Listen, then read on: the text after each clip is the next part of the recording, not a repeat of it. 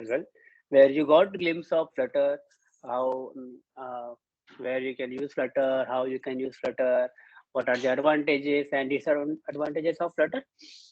In this second session, we are going to see that Dart language, how you can work with the Dart language, how Dart language is similar to other languages, and then how you can create your simple projects. And then I will also show you Dartpad. So Dartpad is an online tool where you can write your Dart code and you can see, I mean, you can run your code online. And yeah, that is provided by Flutter team. So you get, I mean, that Dartpad is always updated. So, yep, this is the second session, and I'm Vivek Yadav. I'm Google developer expert and a senior mobile developer at Destmoney.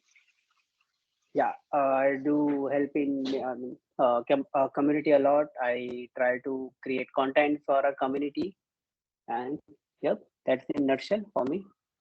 So the agenda is we will see what are the variables, operators, flow control statements, functions, and classes in the Dart language. I hope we are recording this video. Can someone confirm that? Yes, sir, we are recording it. Awesome. And yeah, and a fun fact is, I guess I am younger than everyone out here. I'm just 25-year-old. So if you can call me Vivek, that is, I mean, I would love to hear Vivek instead of sir. Okay. So let's start with the variables. What are variables? So we all know variables are an entity which stores some values. So let's see what are the variables available in Dart language. And in meantime, can I get a heads up that everyone is ready for this Dart language tour?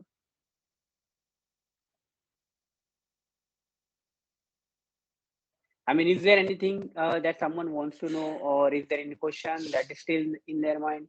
I can try to resolve that before starting up this session.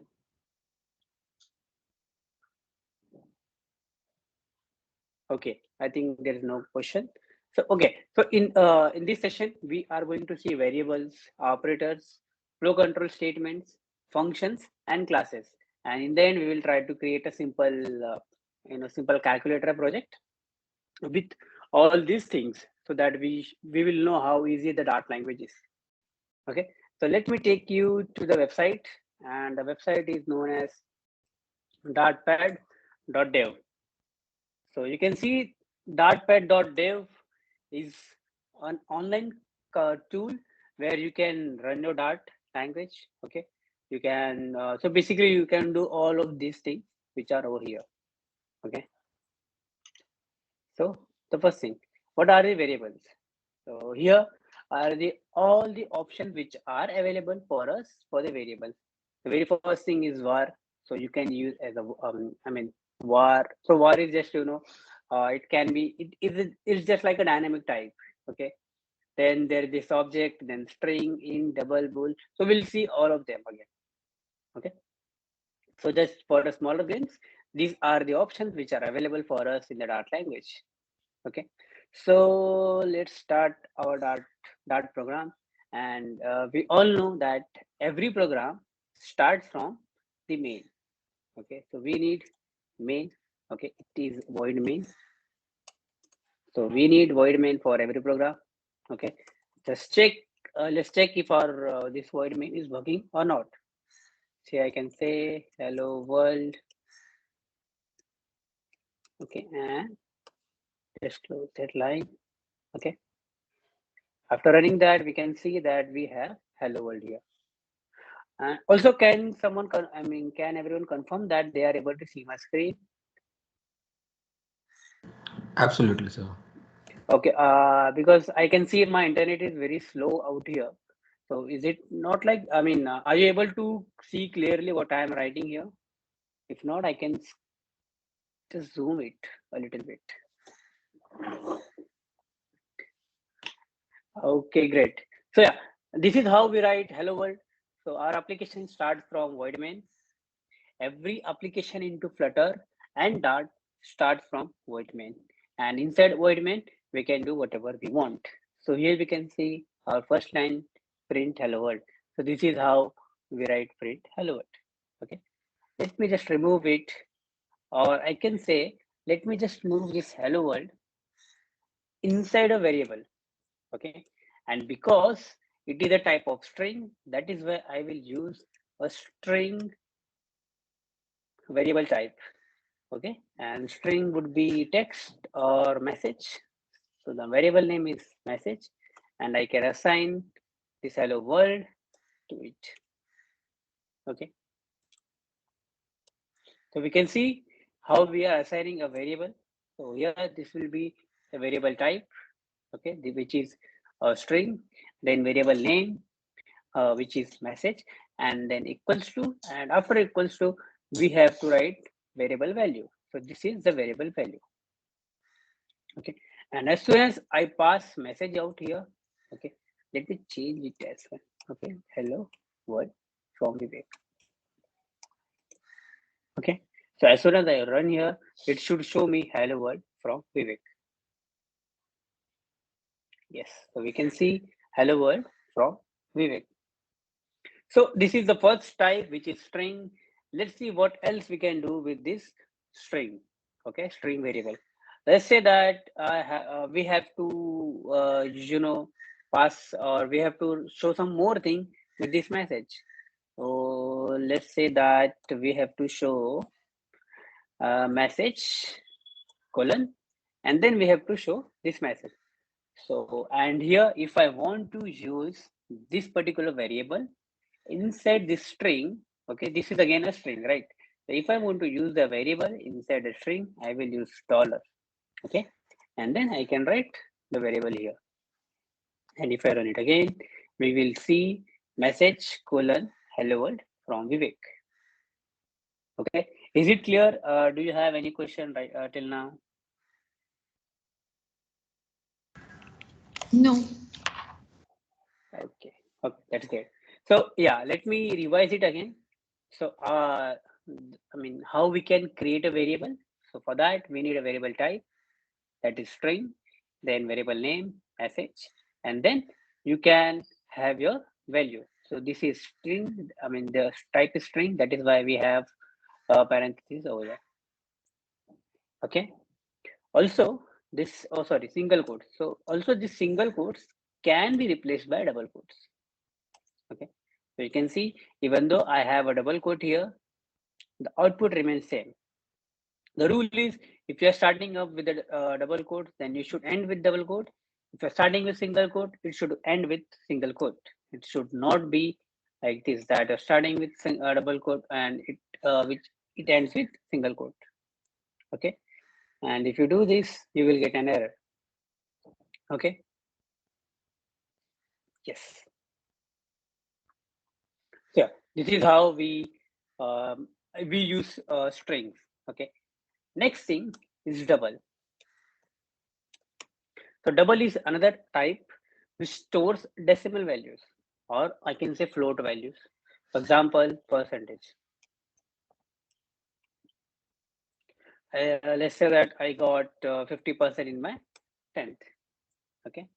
And someone else got 50.5%. So you can see that we are able to store all the decimal values as well as the normal values inside this double variable. Okay. So let's print something else. Here you can say your percentage. I can say name, right? My name is Vivek. Okay. And then I can write here dollar name. Okay. And dollar percentage. Right. So we can see that we are using this dollar to get our variable inside this literal. Okay. Inside this single quote. So we can see Vivek and 50.5. Let's remove this dot 5 and let's try to run it again. So we should see Vivek 50. So this double is able to store decimal values as well as non-decimal values. Okay. After that, our next type is int age.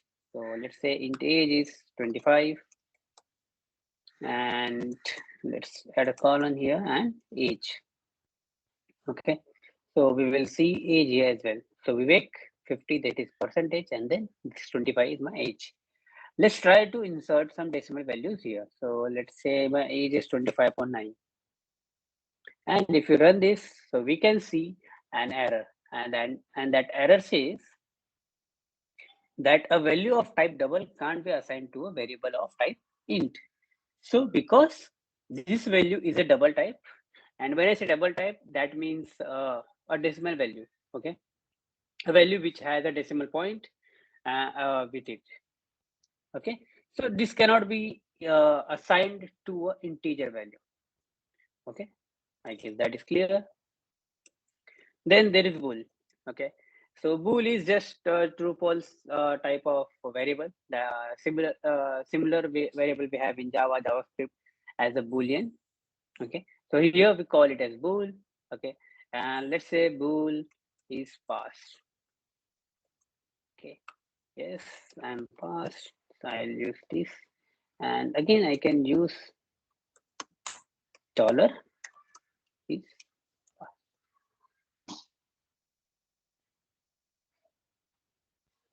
when we run this, so we can see name, percentage, age, and it's passed.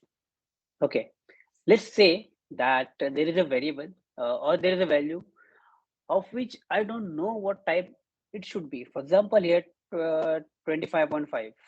I don't know if age is coming in decimal or not.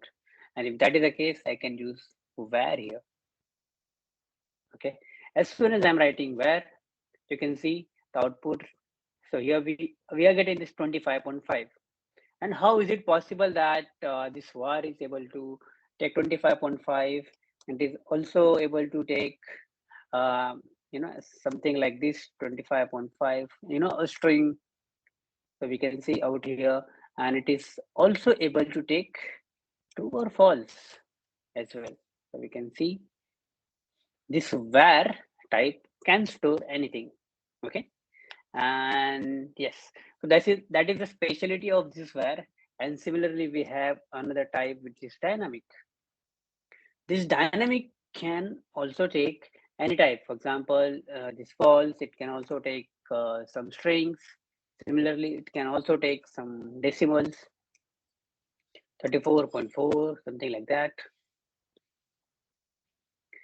Okay, now that, okay, now I guess you should have some questions around it.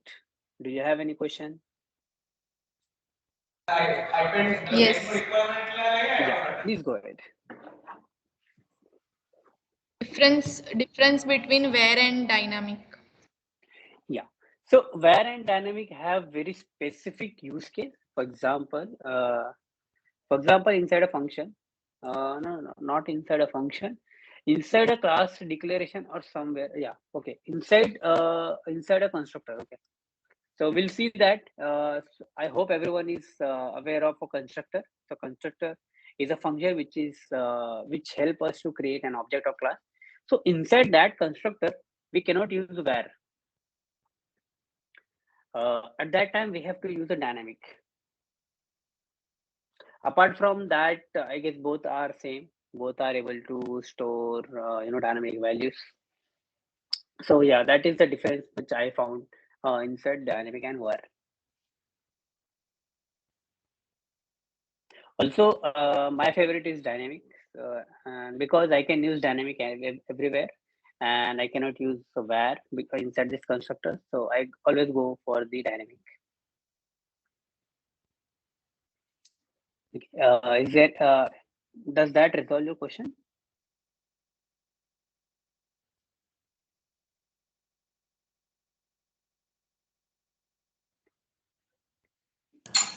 Okay. Hello, Mr. Vivek.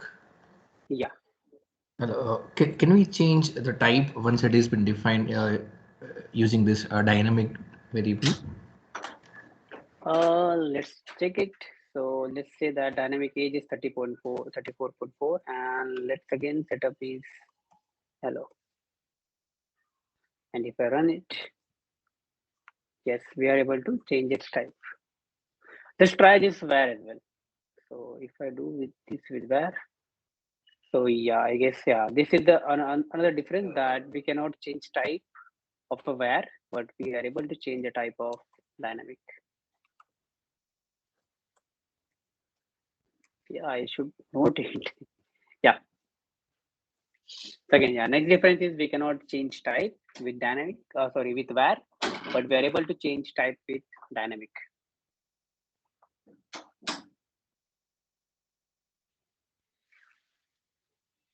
Okay. Any other question or anything else that that you have in your mind?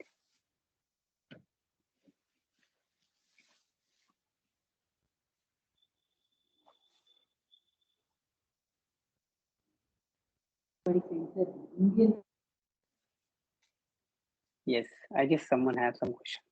Please go ahead.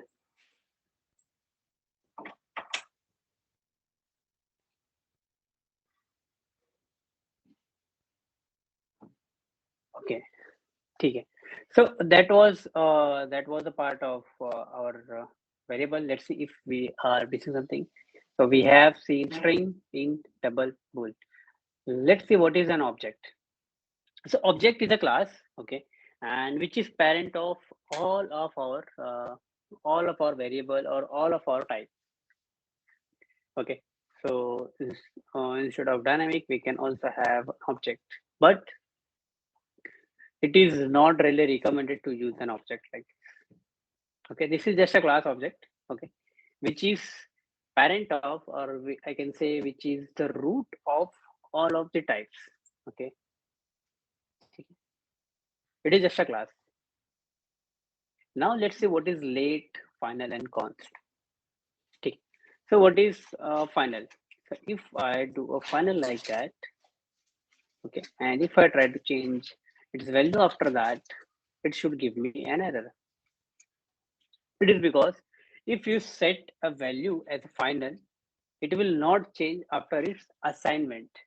Okay, why I'm calling assignment? We will see that when we are when we will see classes. Okay. Similarly, we have a const as well. Once const is assigned, we cannot change its value. So we can see that we are getting same error again. Okay, there is one particular difference between const and final, and that we will see while we are when we will see classes. Okay, apart from that, const and final do a very good thing for us, that they restrict changing of our variable.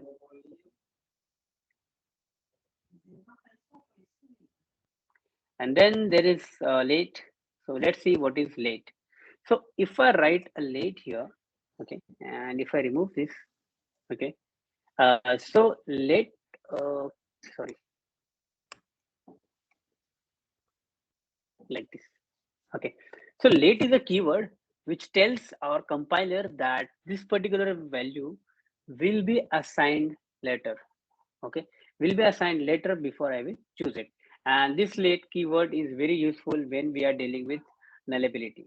Okay, when we are using, we are, doing this null safety in our code. At that time, this late is very useful. Okay, if you see, if I run this, it should not give me any error. But if I move, if I call this age, or this, I can say, if I use this age variable before assigning any value, then it should give us an error. That is like that.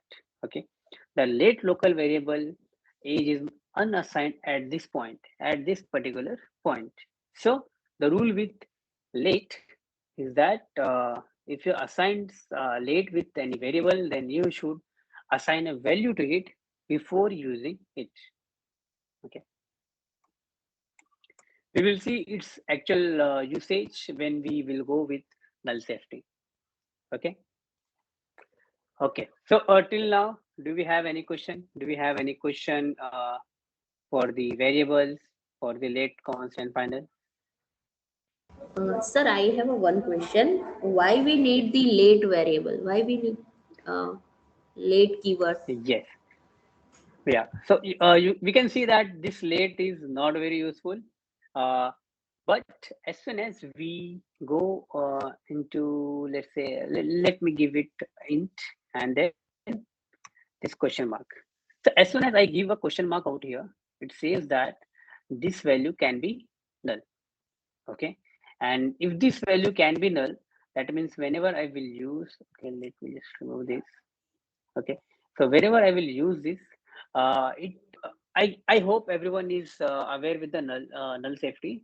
So wherever I will use it, it will have its two values. One, the actual value it holds, and another is the null. Okay.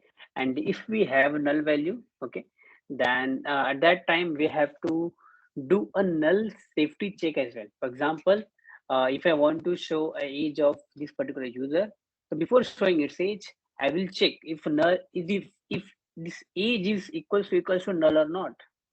If it is not null, then show age. If it is null, then don't show age. Something like that. Okay. But let's say that I have a case where I will assign its value before using it. Okay. And if I'm sure that before using this age variable, if I am going to assign it, then I can use this late keyword. And using this late keyword, I will not have to write that check again and again if age is equals to null or not. So that is just a basic difference with by using late and by not using late.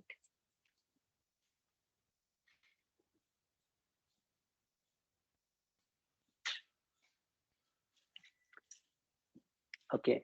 Any other question?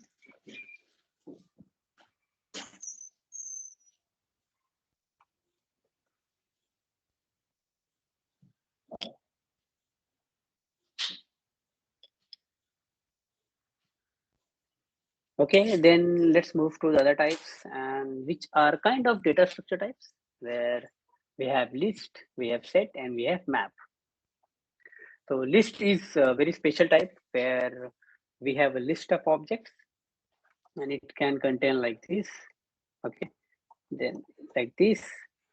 Okay, we can find set very similar to list, but it will only have unique objects. It will not have repetitive objects. For example, in list, we can see that it is repeating 3 and 4 values here, but it will not repeat in set. Map is a key value pair. So I can say that I have name, something like that. Okay, then it can have some value like that. It is the key value pair. Okay, like that. So let's see how we can create objects for it and how we can use it. So if I go here and if I remove everything like this, and let's say that I have a list of names, and instead that I can say Vivek.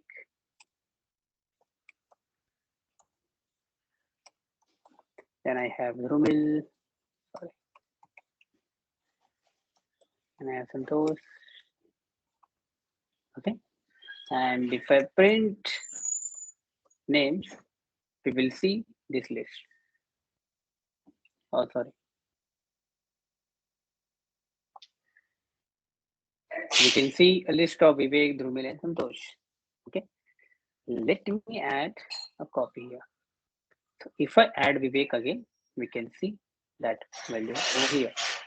Okay, same goes for ages as well. So let's say 25, 28, 32, and 25 again. And if I print age over here, we will see ages as well.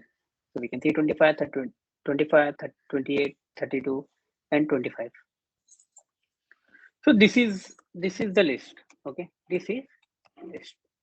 Let's see how sets react to it.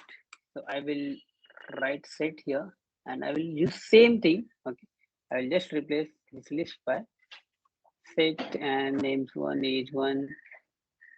Okay, I'm updating the variable names.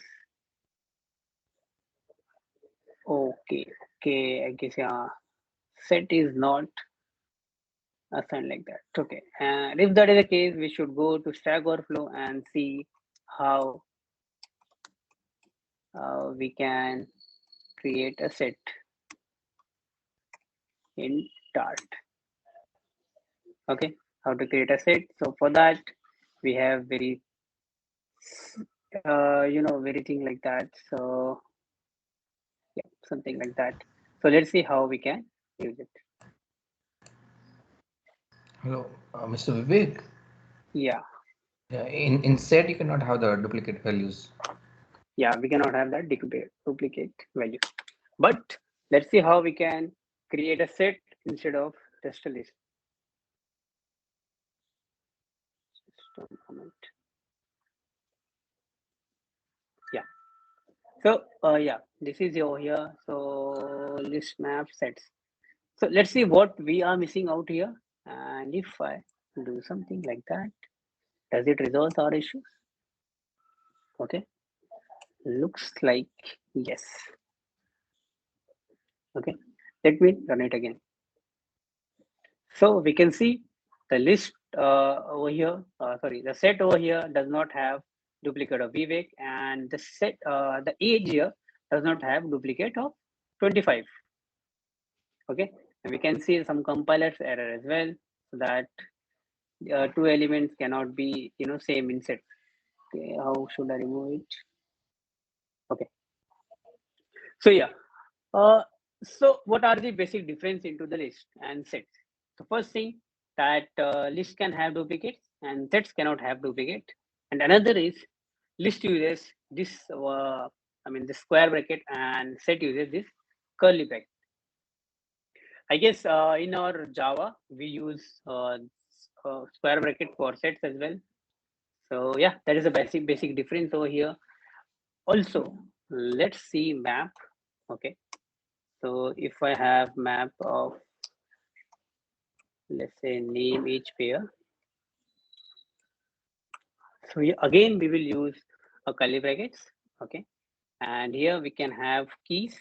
So let's say Vivek is a key. So its value will be 25. Same for Drumil. Drumil is a key and his age is 28. And if I print name age pair like this. Okay, how to remove this particular line? Okay, let me remove this value over here. Okay, it will remove this here. Okay. So yeah, as soon as I run this, we can see the map looks like a key value pair, and sets look like a curly brace, and then after followed by a list, a curly braces, and then followed by list, and list looks like a square bracket and then followed by list, and list can contain duplicates. A sets cannot contain duplicates, and yeah, a map can have anything, but it cannot have duplicate key. Okay, what is mean by duplicate key? Let me show you. I cannot have another key and value as like this. Okay, so can you see that we got this error over here? Okay, and this is just a warning. But in our output, can we see that this Vivek has value 32 and Drumil has 28? But here we can see in the name sphere, we had two values of Vivek. One was 25 and another was 32. So what do we see? We see that we can contain only one type of value with only one key. Okay, so one key, one pair, one key, one pair. Single key cannot have two pairs. So if I rename it with something else, let's say Vivek 1, and if we run it again, we will see both values out here. So Vivek has 25, Drumil has 28. Okay, and one more thing over here is your key will always have the updated value. Okay, or I can say lateral value. It will not have its previous value. Okay, is that clear? Is that clear? Any question around that? List, sets, map.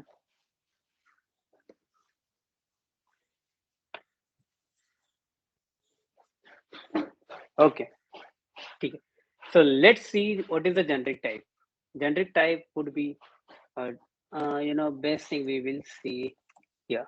So, and when I started learning generic type, I was like, why do we need a generic type? Okay, even though we are doing everything, without a generic type, then why do we need a generic type? The very first question is, what is a generic type? So, generic type is happen when we give an exact type to a variable. For example, here list, and if I do some kind of this thing like opening and closing of this arrow brackets, and then if I pass a type to it, let's say that I'm passing string to it, then I cannot add any other type of variable. For example, I cannot have an integer over here. And if I do that, I will get an error. Okay, but if I don't pass this generic value, generic type, you can see that it will take that value. Okay, so it will take that value. So that is generic. Okay, and okay, we have to remove this here. Okay. We have to remove this as well. Okay, and we can find this generic everywhere. Okay, generic in here. Okay, so let's try this one as well. Let's try to pass a 12 over here. So in the sets, we can see Vivek, Dumel, Santosh, 12 here. Okay. So if my set is a non-generic variable, then it will include any variable type into it. But as soon as I make it a generic, it will only take strings, or it will only take one type. It will not take multiple types. Okay. Let's see how we can provide this, generic type to a map. Since we know that we have two values over here,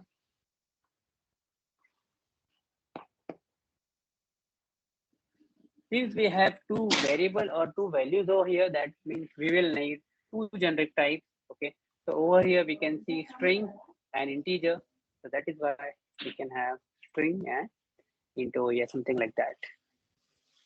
Okay, and as soon as I change type here, we will start to see that error.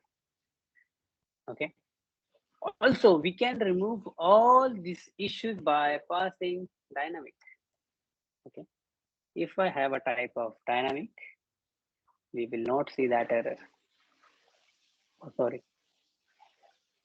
Okay, as soon as I have a dynamic type, or I can say the dynamic generic type, I can store any value. Something went wrong. Undefined C. Okay, sorry. So yes, we can see as soon as I make the generic type as a dynamic, I can store any value. Same thing goes for our strings of our list as well. If I have a dynamic list, I can have, let's suppose, can have any type over here. Use dynamic. Can you repeat that?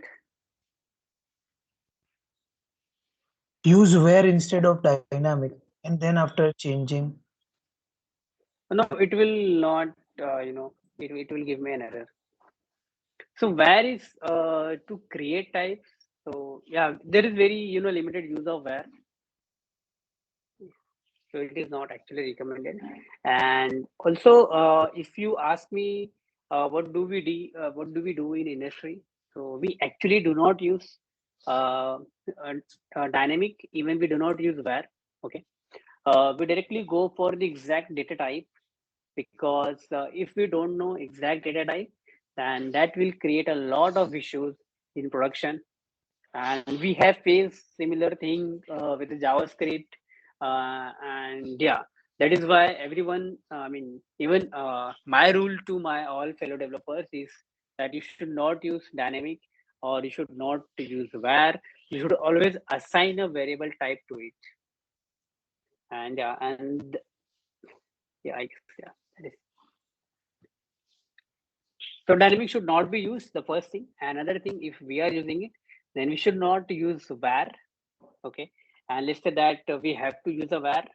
So that should be the last thing. And where is only used at class level in the class. Okay. So if I create a class or if I create a function, so you can see I can just use thing over here. It cannot use where anywhere else.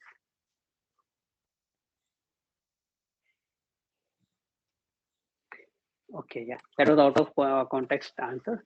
But yeah, do you have any other question? Any other question or anything else that we can talk? Sir, I have a one question. Okay. Uh, you write a generic string, right? So Yeah. that was allowed to number in the string set or a list, right? So why you write dynamic over here after the set? We Here, may right? we may also write the string, right? Yes, we have to write string, but as soon as we write dynamic over here, so you can see as soon as I have written dynamic, I can include another variable type over here.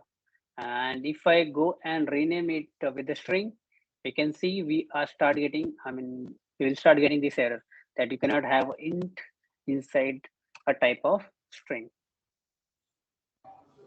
Okay. Yeah. So this generic prevents us from doing lot of or from creating a lot of issues or from creating a lot of bugs in our program. And that is why it is always recommended not to use dynamic, not to use where, always go for the exact data type and exact generic type. By default, we can see by default, they do not, this list, set and map do not have any type. Okay. But yeah, it's better if you provide a generic type to all of this. Okay. Okay. Yeah. Questions? Any question? Anything you want to say or anything you want to discuss? Please unmute yourself.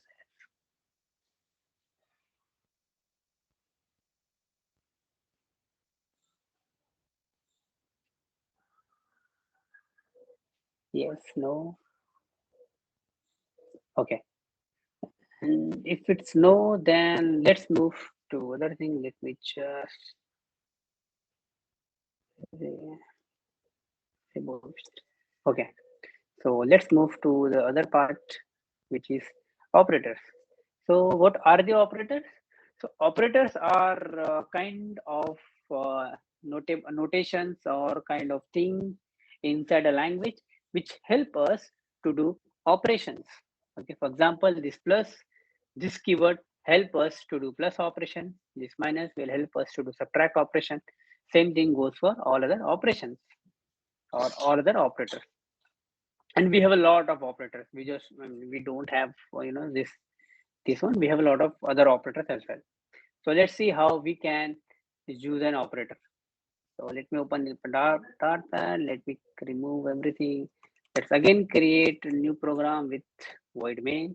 Sorry, like this. And let's have two values. So let's have int a as 10, int b as 20. And if I use a plus operator, so let's say int c is equals to a plus b. And if I print it, the c, then we should get 30. Okay, we can directly use a plus b over here. We can create the c over here. Okay, and let's see what happens if I use a string letter, something like this. So if I do like this, then we should be getting the string. Okay, now let's see that you are asking me now. I should be able to do some operation inside a string letter. So for that, I have to use dollar and then parenthesis. This curly bracket, like that. I think I went too fast. Okay, let me slow it down. So yes, so to use operator, we can use operators on Sir, variables. We can use it's not visible to us. which is not visible. Yeah, sir. My screen is not visible. Yeah, Okay, sir. Your screen is not visible. I can see that. Okay, actually, yeah, I think there is some internet issues. That's why. Okay, can you see now? Are you able to see it? Yes, ma'am. Yes, Yeah, sir. we can see. Okay. Can everyone confirm that? It is visible. Yeah, we got. It is visible. Okay, okay. Yeah. Thank you. Thank you for pointing out that thing. Okay. So yeah, operators are used on variables, and this is how we can use an operator. We can have a variable, and left or right of it, we can use operator, and depends on which operator is it. Okay. And if it is a not operator, I can use something like that. Oh, sorry. Okay. And okay. So here this is c equals to a plus b. So we can see c equals to a plus b. And if I can directly use $c over here inside this one. Okay, literal. Let's see some actually output of this sum is $c. Okay. Now let's say that I don't want to use another variable for it. How we can go for it? So for that, if we want to do any operation inside a string or inside string literals, for that I have to use dollar along with the curly brackets. And if I do like this, then I can do any operation inside this particular bracket. Okay, so you can see that we are able to do same operation over here. Same thing we can do for the subtract. We can use a -1 here. Okay, so we can see the value is -10. Okay, same goes for the multiply. For multiply we have star. For divide we have divide, the slash. Okay, similarly we have a lot of operators. Let me show you what operators we have. So if we go to dart.dev and click on the docs over here, and if you go to the tool in language, if you open it and click on tool, and if you go into wait, for that we have to go to the operators. So here we can see operators. So we have a lot of operators out here. Okay, apart from our normal operator, we have a lot of operator over here. Okay, and its uses are also given over here. Okay, so here what I was saying, your these operators can only be operated on a value or a variable, a value or a variable. Okay, it cannot be like this. We cannot use just operator like this. It has to be, it has to be operated on some value or some variable. Okay, any question around operators?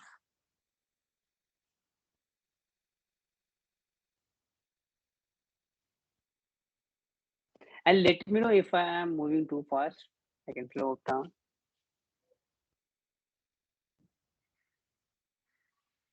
So would you explain logical operators, ANDing, ORing, etc.? Yeah. So okay, let me show you the actual use of AND operator. AND operator. Okay. So let's say that I have two values. Bool is logged in equals to false. Bool is authenticated equals to false. And if I want to do something like that, if user has logged in and is authenticated, then only print something or else print something else. So if he's logged in and then is authenticated, then print a welcome,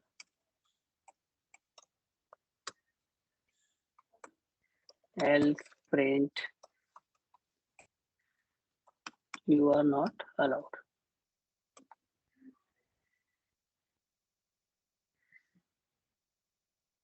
So yeah, so I guess you're talking about this and right? You're not talking about just AND operator.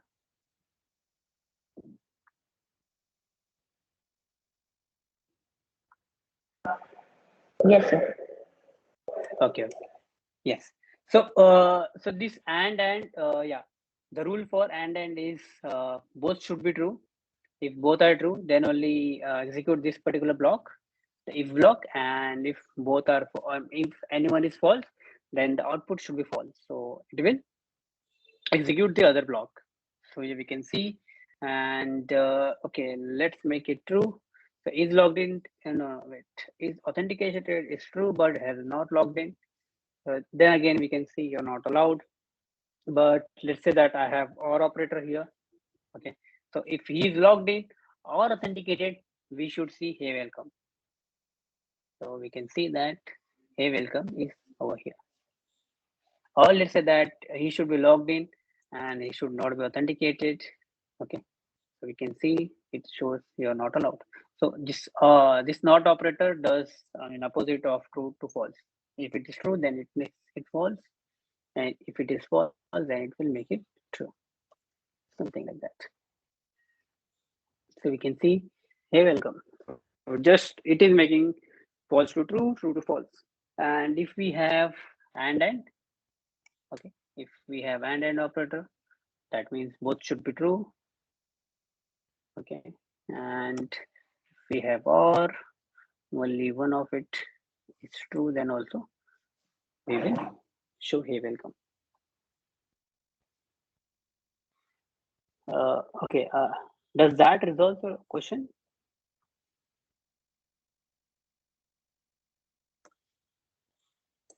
Yes, sir. Very appropriately understood. Thank you. Oh, okay. And yeah, please don't call me sir. I'm too young for you, so you can call me with my name Vivek. Yeah. Okay. So yeah, that was the operator. Still, do you have any other question on operators, or do you want to know what are the operators available in Dart language? Is there anything like that? Okay, so if you want to know, more of on the operators, that which are the operators are available, then you can go to dart.dev.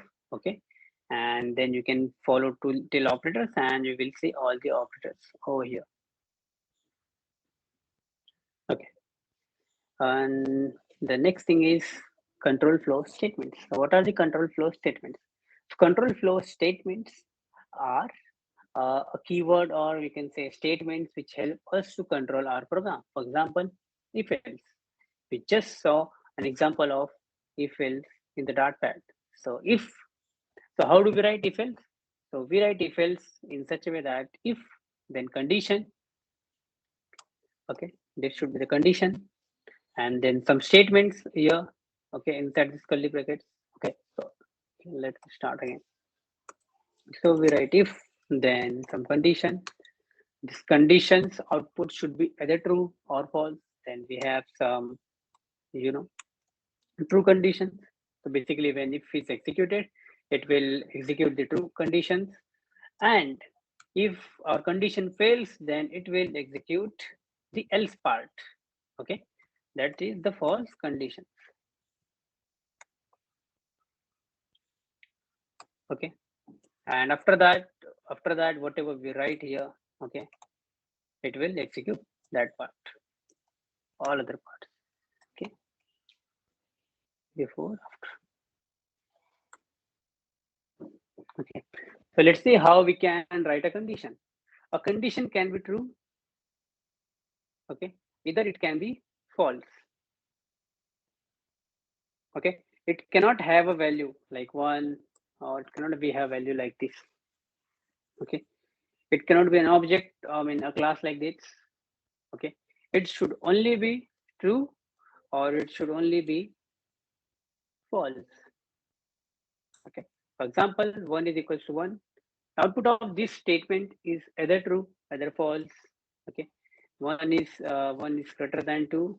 The statement will either be true or false. Okay, so this is the condition, and this is how we write if else block. And if we have multiple if else, then you can go with if, then again condition like 2 is greater than 3. Sorry, something like that. Oh, I guess I've done something wrong. And if you think you have done something wrong, always go to dart.dev, and here is your if else. Something like this. Okay. I guess I have written everything perfectly. Then what is issue? Else if instead of if else. Yeah. Sorry, it should be else if. No? Okay. Yeah. Yes. Yeah. Okay. So I can see that all of us are able to identify the issues that I have created, or they're able to identify, few code problems into Dart language. Even though Dart language is very new to all of you, you are able to find that, and that is because Dart language is very similar to all the languages that you have, learned or you have used. For example, Java. For example, JavaScript. For example, C. For example, .NET or Python. So you can see that this Dart language is very similar to all of those languages. So yeah. So again, so this was our if else part. Let's see what other do we have. So we have then for loops. Okay. Okay. Do we have any question around this?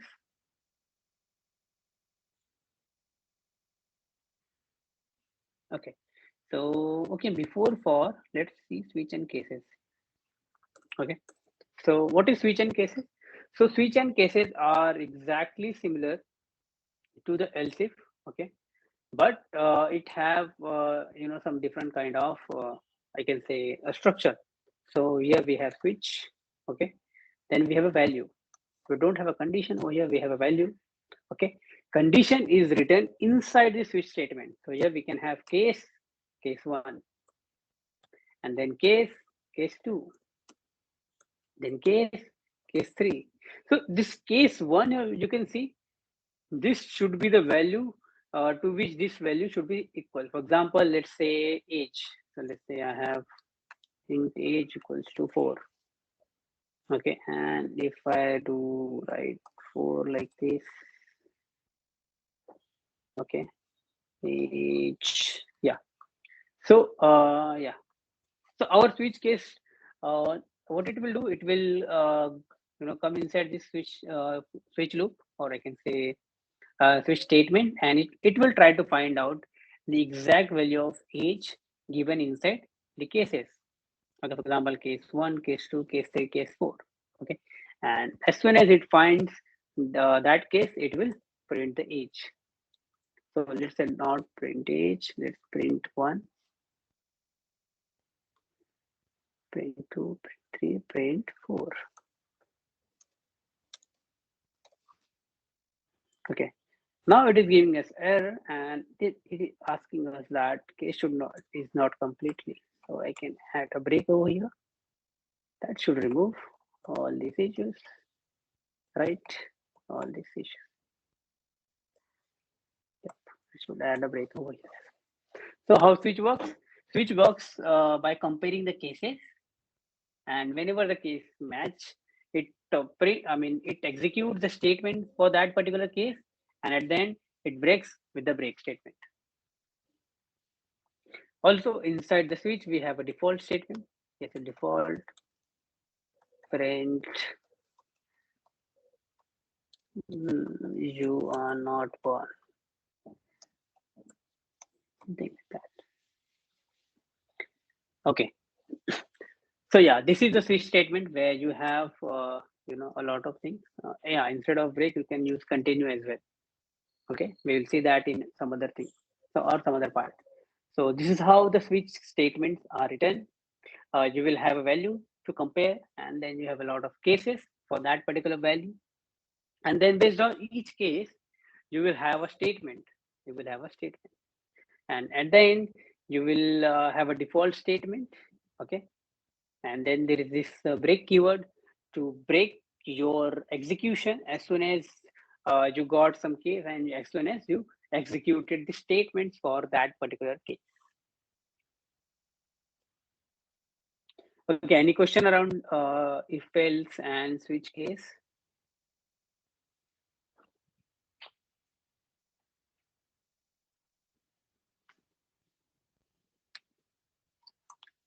No.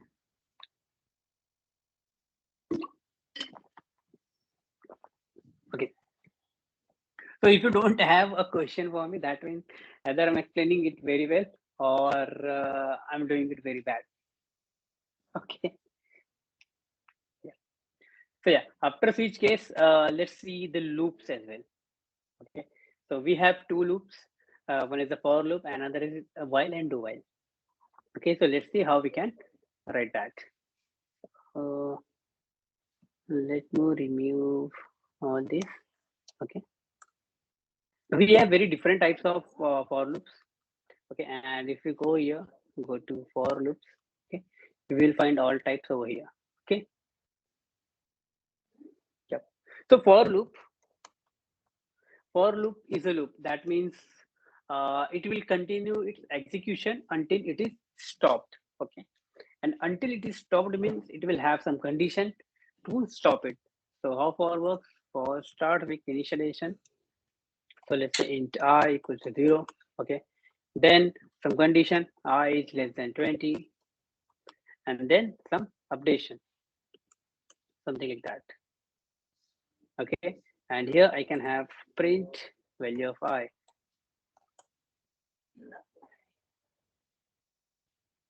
Okay, so we can see the output from 0 to 19. So it starts from 0, it will end before 20, and after every execution, it will upgrade itself.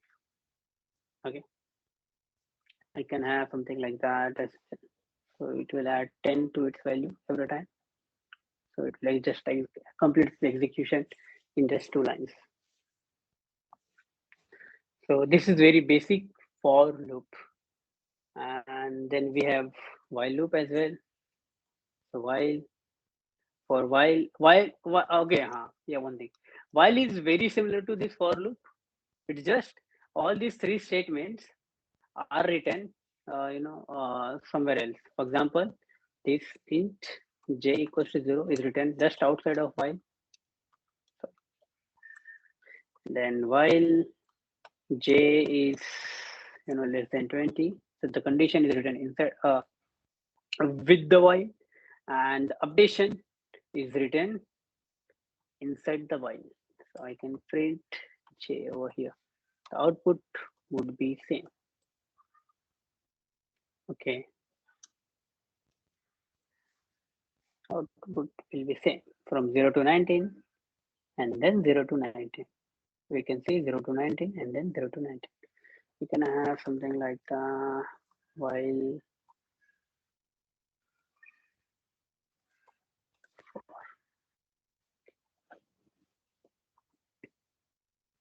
we can see for started from 0 and it went till 19, then while started from 0 and then went until 19. Okay. And how do while works? For do while exactly similar to this. Okay, with just one change. Okay, let me just update it to k. So for do while we will use k. K. Okay, but we will write this condition and something like this place, and at start we will write do. Okay, so how while is different from do while? It's just that the placement of while is at the end as compared to start, and at the start we are just writing do. Yeah, that is the difference. And if we run this, we can see the same output. Do while from 0 to 19. Okay. Yeah, one more basic difference is that inside do we have condition after running our first statement. So yeah, even though our condition is false, we can see that at least one statement is executed after do while, even though condition is false. K is not greater than 20, k is 0. That is just a difference. And we can, if we do this, if we reverse the condition, we can see only do while is executed. Only do while is executed. Yes. Any question around this? For, while, do while?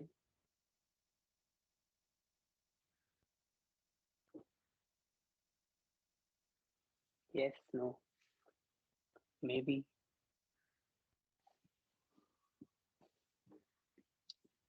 No questions, sir. Okay. So, okay. Even though there are no question, let me show you something else. For example, let me have this collection over here. Okay. Let me have a collection like this. So this collection is nothing but a list. Okay. List of int I can say. Okay. And if there is a list, then I can have a loop as well, because list have a lot of values and I can loop through its values. So what I can do collections dot for each, and inside the for each we can have values like this. Sorry, print value.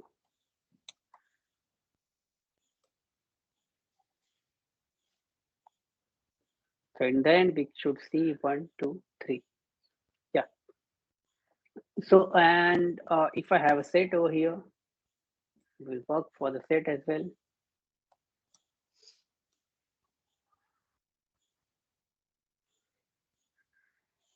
What if we have, let's check the set thing.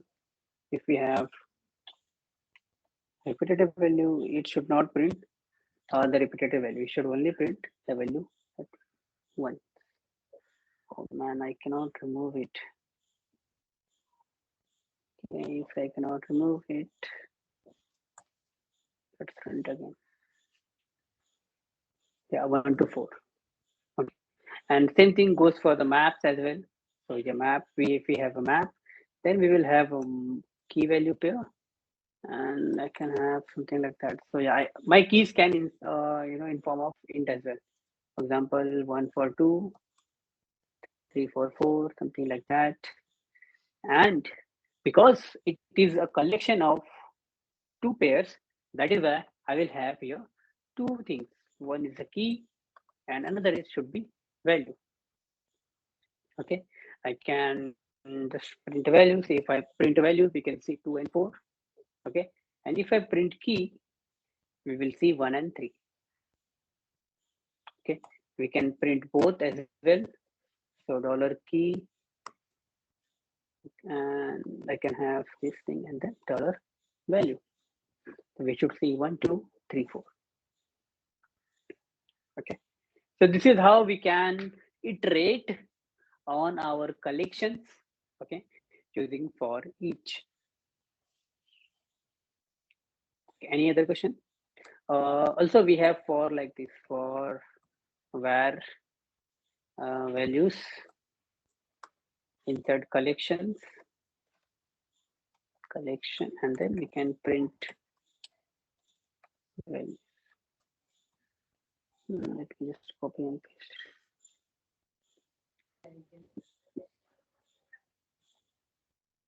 So for loops using rather than column. I'm missing something.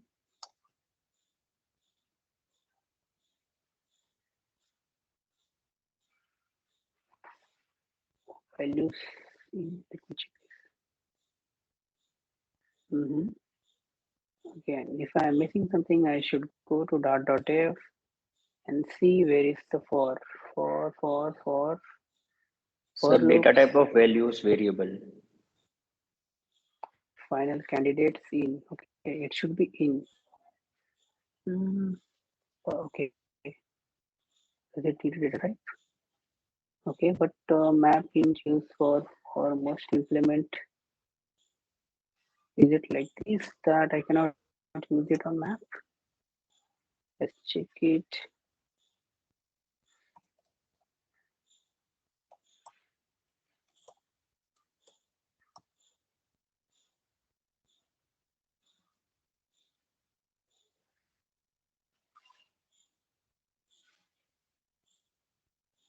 So data type of values can be collection of key value data types like integer, comma integer, generic.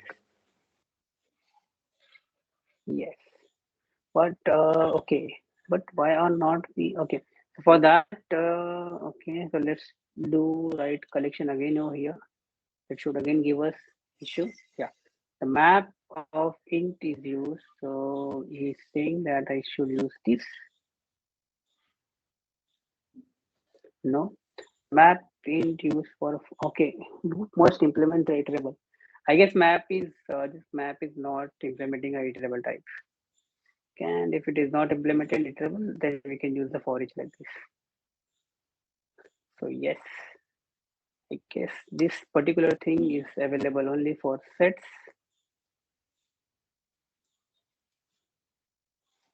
Collection set.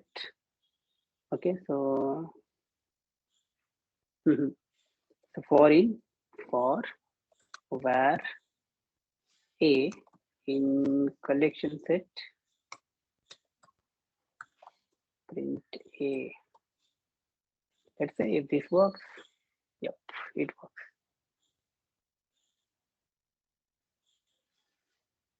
Yeah, it works. And if I have copy, it should not print the copy. I think it works. And check, we have to remove this. Okay. Yeah, we are getting 1, 2, 3, 4. Okay. So yeah, so you can agree on one point with me that this Dart language is very familiar to all of you. Even though it is new, you were able to find out the mistakes. You were able to work on that mistakes, and you were able to understand everything very effectively. Even though I didn't do much hard work in explaining things to you, you got things very easily. And yep, that's beauty of Dart language. So if you're coming from any background, any language, the Dart language will be very familiar to you. So okay, so any question till now? Any question till control flow statements? In control flow statement and in operators variables. If you know, then we can move to functions. Even though we have very little time, let's try to complete the functions. Okay. So this void main is a function. Yes, void main is a function. And by writing void main, we know that we are able to write a function. So let's just see how it is how we can write a function. For writing a function, you should have return type. Okay. So here the return type is void. That means it will not return anything. But let's say my return type is int. That means that function have to return something. Okay. After return type, you will have a function name like this. So let's say that I have a function name sum. Okay. And after function name, you will have a round brackets opening and closing up. Okay. So here we can have round brackets opening and closing up. Okay. After that, you will have a curly braces. Okay. Or curly brackets opening and closing up. Okay. So this is how you write a function. Now let's say that you have to pass some variable, or I can say arguments to it. So you can do it inside this round bracket. So you can have, let's say, int a, int b, something like that.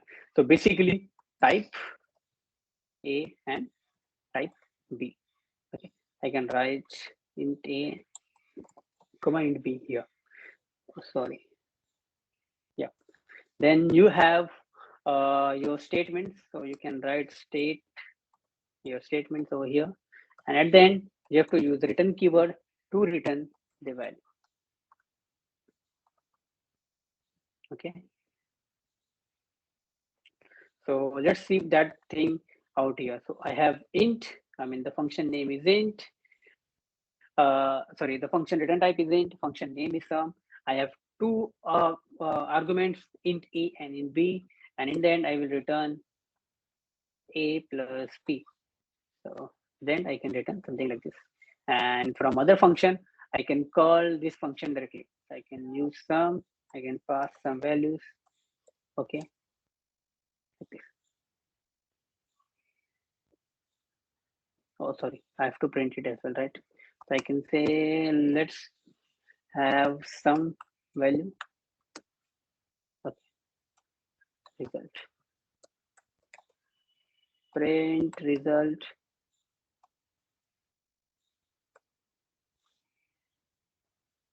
Yep, we should see 30. Yeah. So sum of 10, 20 is 30 because of this function. Okay. Now let's say that I don't want to pass 20 over here. I just want to pass 10. I don't want 20 to be passed. What you have to do? Either you can remove it or you can make it an optional. Okay. So let's see how we can make an argument or a parameter as optional. For that, you have to use curly brackets like this. Okay. And you can see that even though I'm not passing any value from here, and even though I have added argument out here, it is not giving me any error at this point and this point. I can have, I am getting only error at this point. So I can pass a default value to this B. So it says that if you're not passing B, that is perfectly okay. For example, here, I'm not passing B, that is perfectly okay. But if you're not passing B, what should be the default value? So I'm saying that default value should be 10. And if I run this, I should get a value of 20. 10 plus this 10 equals 20. And let's say that I have to pass, that I want to pass a value. For that, I can tell that my B value is 50. My value of B is value 50.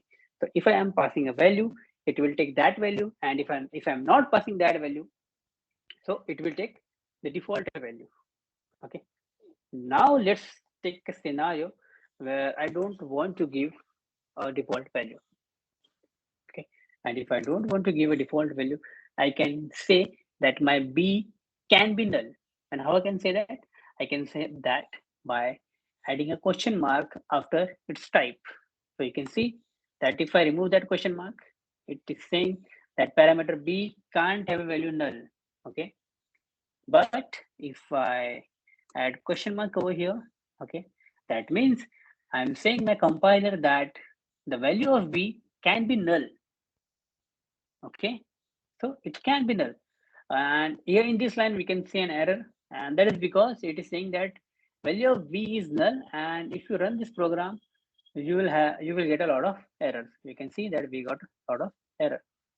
Now, I want to show you an operator that will override this nullability. So that is known as a double question mark. Okay, so it is saying, I mean, what I'm saying that if the value of B is null, then just use 0.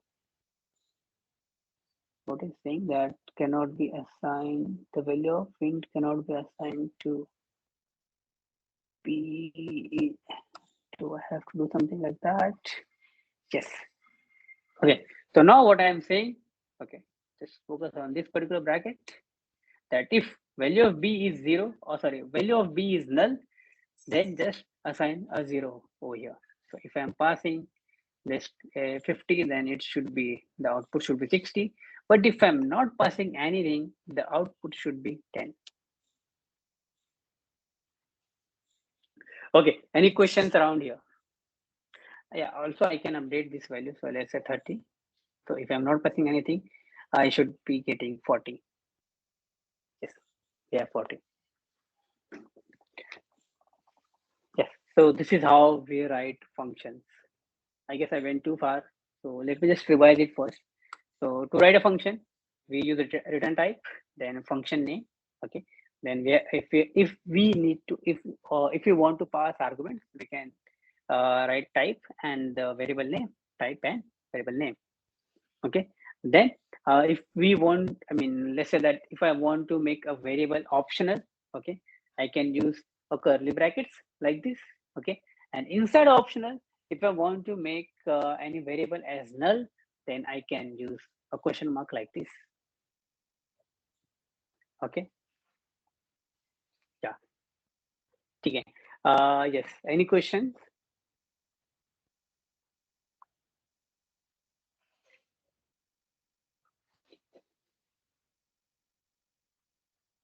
Yes. No.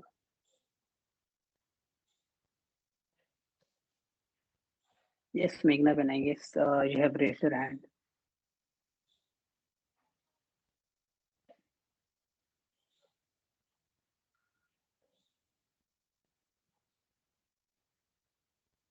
Hello.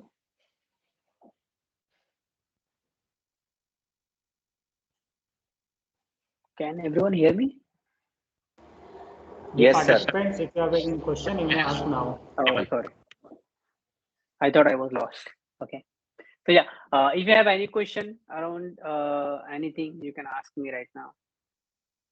Or you can ask me tomorrow as well. I mean, there is no such hard and fast rule.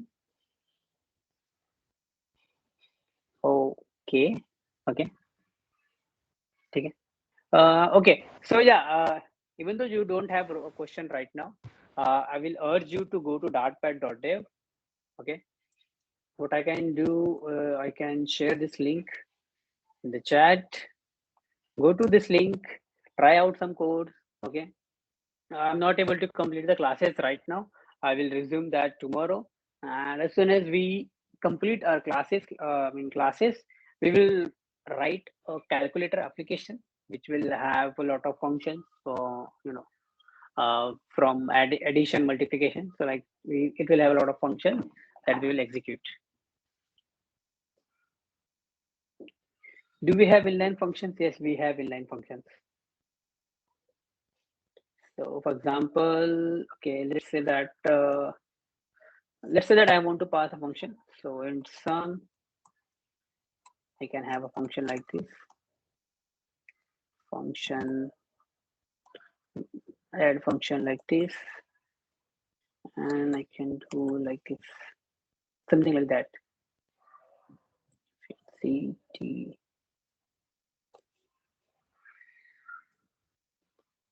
So yes, we have inline function, and even though you can pass a function like this, return 1. Yeah, you can pass a function, you can execute it, you can invoke it, and we have saw that collections dot for each, that was a type of inline function. So this was actually a function which we were writing. So you can see the type is same. We have bracket over here, the round brackets, and followed by our curly brackets, and this denotes inline function.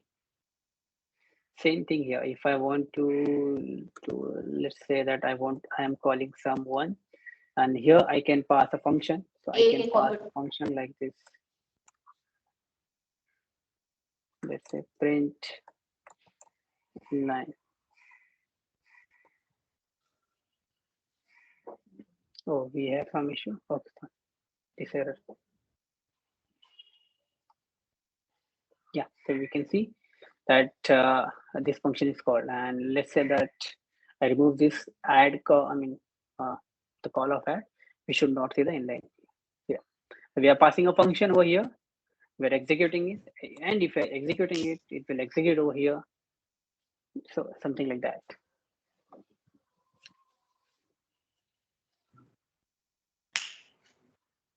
Does that resolve your question, Sheetal ma'am?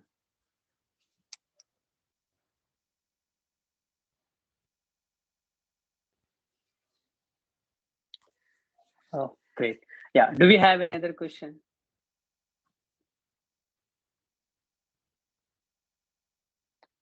Okay, I'm taking it as no. Okay. Tomorrow we will see classes and how we can use variable functions and other things with the classes. We will also see some kind of inheritance with extends and implements variable. Keyword. So that keyword is extend and implements, and then followed by we will see a calculator example.